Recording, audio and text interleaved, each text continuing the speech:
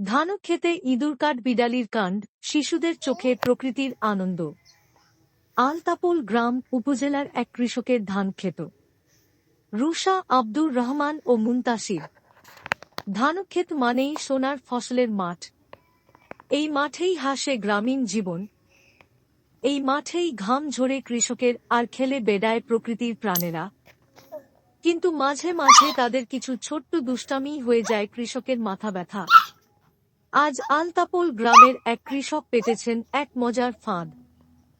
ধানক্ষেতের শত্রু ইঁদুর আর কাঠবিড়ালিকে ধরার জন্য। আর সেই ফাঁদেই ধরা পড়েছে দুরন্ত কাঠবিড়ালি আর ছুটন্ত ইঁদুর। রুশা, আব্দুর রহমান ও মুনতাসির দৌড়ে আসে খাঁচার দিকে। ফাঁদে ধরা পড়তেই শুরু হলো হাসি উল্লাসে ভরা এক বিকেল। রুশা, আব্দুর রহমান আর মুনতাসিরের চোখে বিস্ময় আর আনন্দের এক ঝিলিক। তারা কখনো ইঁদুরের দিকে তাকায়, কখনো কাঠবিড়ালির দিকে। মনে হয় যেন এক নতুন খেলা শুরু হয়েছে তাদের। এ যেন গ্রাম বাংলার সহজ সরল জীবনের এক টুকরো আনন্দ।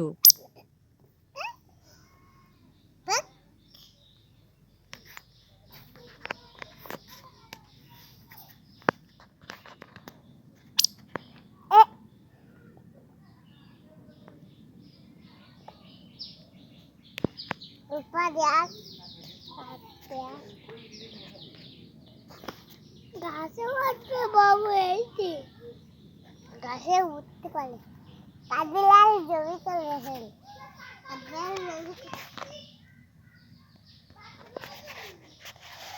শিশুরা শুধু খেলছে না, তারা শিখছে প্রকৃতিকে বুঝতে, শিখছে জীবের সঙ্গে সহাবস্থান করতে।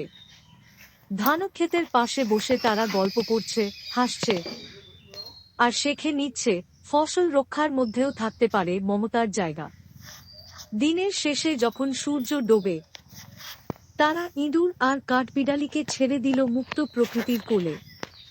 এ দৃশ্য শুধু খেলাধুলার সমাপ্তি নয়, এটা এক সুন্দর বার্তা। প্রকৃতি আমাদের বন্ধু।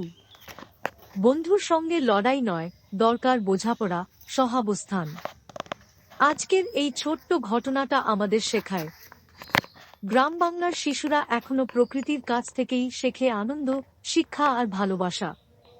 ধানক্ষেত শুধু ফসলের ক্ষেত নয়, এটা জীবনের পাঠশালা, যেখানে মানুষ, প্রাণী আর প্রকৃতি মিলে তৈরি করে এক অপূর্ব সুরেলা সম্পর্ক।